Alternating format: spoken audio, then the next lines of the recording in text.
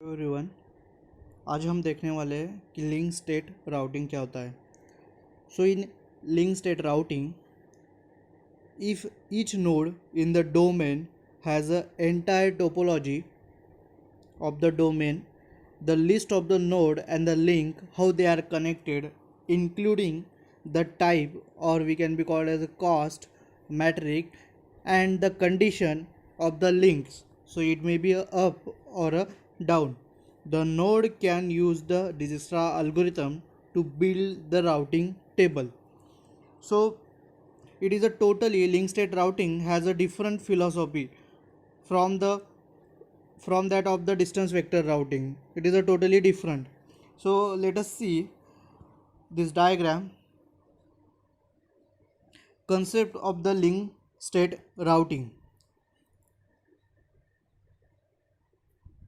So the figure shows simple domain with a 5 nodes: first, second, third, fourth, fifth. So total are 5 nodes that can be shown in a figure. Each node use the same topology. आप देख सकते हो कि हर एक node जो topology use कर रहा है वो क्या है, आपका सेम है. Okay, so each node use the same topology to create the routing table, but the routing table for each node is a unique because the calculation are based on the different interpretation of the topology. So this is the analogous to a city map. While each person may have the same map, जैसे कि आप ये consider कर सकते हो कि ये क्या है, ये मैप है. So each person have a same map, each node have a same map. So आप नोड को पर्सन कंसिडर कर सकते हो, ये जो नोड्स है इनको पर्सन कंसिडर कर सकते हो, और इसको आप मैप कंसिडर कर सकते हो. तो each node have a same map, same city का मैप है उनके पास में. Which each person may have the same map, each need to take a different route to reach the specific destination. So for example, ये सभी लोगों के पास में सेम मैप है, बट ये डेस्टिनेशन तक जाने के लिए, उनका जो भी डेस्टिनेशन होगा वहाँ तक जाने के लिए वो अलग अलग रूट ले सकते हो. फॉर एग्जांपल देखो, ये ए है, इसका डेस्टिनेशन ई है, तो हो सकता है कि ए जो जाएगा डेस्टिनेशन तक वो बी से लेके ई तक जाएगा. ये एक रूट हो सकता है. उसके बाद में ए के पास में सेकंड रूट है, ए से लेके सी के बाद में ई तक जाएगा. उसके बाद में उसके पास और एक थर्ड रूट है, ए से लेके ई तक, ई से लेके बी तक, और बाद में ई तक. सो ये जो चॉइस रहेगा ये उसका रहेगा कि उसको कौन से रूट के थ्रू जाना है. So let see the next one. हम देख रहे हैं अभी link state knowledge. So in this figure, node A that is a connected to node B. Node A is a connected to the node B with a metric 5. इसके लिए यहाँ पे 5 लिखा गया है, राइट. नोड C, ये node C है with a metric 2. Then node D with a metric 3. So इस तरह से वो क्या है, कनेक्टेड है.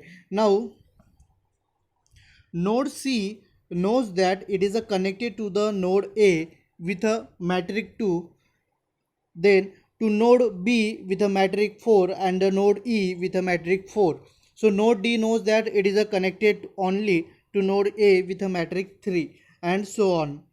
So this is a simple called as the link state knowledge, link state knowledge. Next हम देखेंगे Dijkstra algorithm.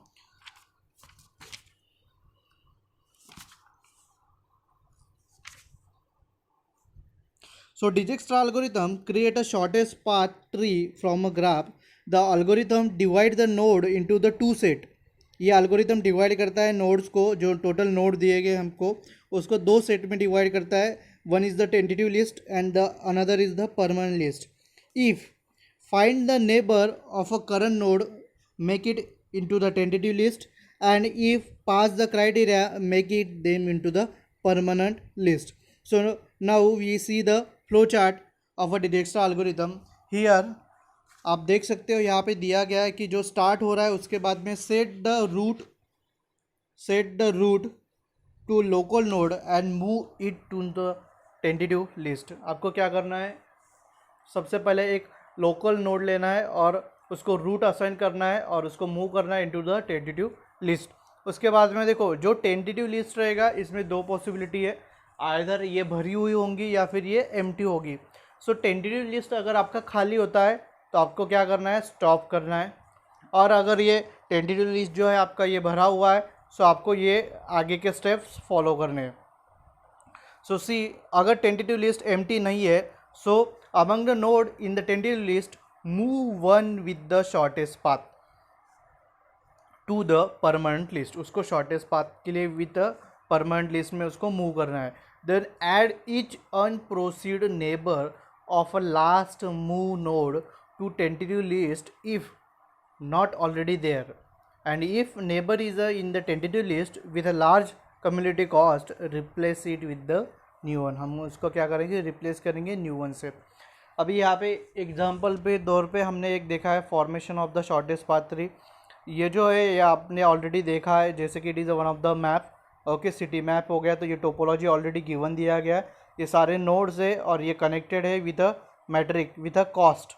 ठीक है, सो अभी हम इसको वन बाय वन देखेंगे डिजक्स्ट्रा एल्गोरिथम के थ्रू। सबसे पहले हमको क्या करना है, सबसे फर्स्ट स्टेप क्या है, set route to A and move A to the tentative list. क्यों ए को हमने रूट नोड सेट किया, क्योंकि हम ए का टेबल बनाने वाले हैं अभी। Okay, so set the route A and move A to the tentative list. जब भी कोई नोड टेंटेटिव लिस्ट में रहेगा तो वो जो नोड रहेगा उसको हम ट्रांसपेरेंट नोड आप बोल सकते हो, और ये हो गया आपका फिल नोड जो डार्क कलर में दिया गया है। ठीक है, सो सेकंड देखते हैं हम, move A to the permanent list. हम अभी ए को परमानेंट लिस्ट में मूव करेंगे, इसके लिए ये क्या हो गया आपका डार्क नोड हो गया है। ठीक है, फिल नोड हो गया है ये। So to permanent list and add B C D to the tentative list. अगर आप बोलोगे कि ये तीनों ही क्यों हमने टेंटेटिव लिस्ट में ऐड किए, क्योंकि ये नेबर नोड है ए के जो डायरेक्टली रीचेबल है। ठीक है, उसके बाद में थर्ड देखो, move C to the permanent list. हम अभी सी को क्यों कर रहे परमानेंट लिस्ट में मूव, क्योंकि as compare to this three nodes, as compare to this three node A से लेके सी तक का कॉस्ट क्या है आपका, कम है। इसी के लिए हम मूव सी को क्या कर रहे हैं, परमानेंट लिस्ट में मूव कर रहे हैं and add E to the tentative list. उसके बाद में fourth one, move D to permanent list and then move B to the permanent list. उसके बाद में हमने फोर्थ केस में डी को क्यों किया, क्योंकि सी के बाद में सबसे कम कॉस्ट क्या है उसका, डी का है। देन डी के बाद में हमने बी को किया, क्योंकि लास्ट वन वही बचा था, और जो ई है ये डायरेक्ट रीचेबल नहीं है, इसके लिए उसका कॉस्ट क्या है, मैक्सिमम है 6 से। सो सबसे लास्ट में हम ई को क्या करेंगे, परमानेंट लिस्ट में मूव करेंगे। तो ये केस में क्या हो जाएगा आपका, टेंटेटिव जो लिस्ट है ये एम्प्टी हो जाएगा। और हमने देखा है कि जब एम्प्टी हो जाता है टेंटेटिव लिस्ट तो हमको क्या करना पड़ता है, स्टॉप करना पड़ता है। तो यहाँ पे हमने क्या कर दिया, अभी स्टॉप कर दिया उसको। अभी हम टेबल देखते हैं, ये टेबल आप यहाँ से भी कैलकुलेट कर सकते हो डायग्राम पे से। सबसे पहले कि जो ए इटसेल्फ है उसका कॉस्ट 0 रहेगा, ए से लेके बी तक का कॉस्ट 5 था, ए से लेके सी तक का कॉस्ट 2 था, ए से लेके डी तक का कॉस्ट 3 था, और सबसे इम्पॉर्टेंट चीज़ ए से लेके ई तक डायरेक्ट कनेक्शन नहीं था, हमको सी के थ्रू जाना पड़ेगा। इसके लिए ए से लेके सी का कॉस्ट प्लस सी से लेके ई तक का कॉस्ट हम ऐड करके हमने ये उसका कॉस्ट कैलकुलेट किया है 6। और हम किसके थ्रू बाईपास हुए, हम सी के थ्रू पास हुए। इसके लिए हमने क्या किया, नेक्स्ट राउटर को सी असाइन कर दिया। सो आई होप आपको ये कंसेप्ट लिंक स्टेट राउटिंग का इंफॉर्मेशन का आपको समझ में आया होगा। Thank you so much.